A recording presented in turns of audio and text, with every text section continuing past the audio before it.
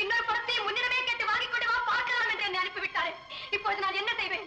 பரம்பொருளே, முன்பு நான் கேட்டவுடன் படத்தை கொடுத்தது கூட பெரிதல்ல. இப்பொழுது தாங்கள் படத்தை கொடுக்காவிட்டால் தங்களின் சக்திக்கும் உயர்வில்லை, என் பக்திக்கும் மதிப்பில்லை.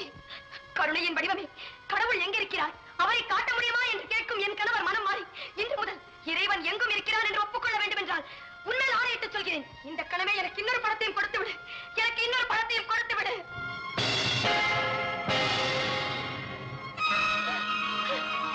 ஐயனே, இறைவா, உன் கருணையே கருணை, உன் கருணையே கருணை.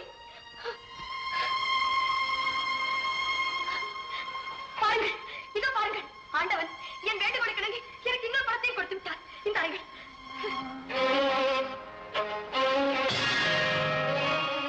புரியுதா? என்ன இது? பார்த்தவுடன் படம் மறைந்து விட்டது. இன்னொரு படத்தை ஆண்டவனிடம் கேட்டு வாங்கிக் கொண்டு வா பார்க்கலாம் என்றுதானே கேட்டீர்கள். அதன்படி படத்தை தாங்கள் பார்த்தீர்கள், உடன் மறைந்து விட்டது. வேண்டும் என்று என்ன கேட்கிறோமோ அதை மட்டும் கொடுப்பதுதானே அந்த வேதநாயகரின் வேலை. இப்போதாவது இறைவன் இருக்கிறான் என்பதை புரிந்து கொண்டீர்களா? இனியாவது கடவுள் எங்கே இருக்கிறான், அவரை காட்ட முடியுமா என்று கேட்காமல் இருப்பீர்களா? இல்லை புரியுதா, இல்லை. இனி மறந்து அப்படி கேட்க மாட்டேன். நிச்சயமாக இறைவன் எங்கே இருக்கிறான் என்று எப்போதும் கேட்க மாட்டேன்.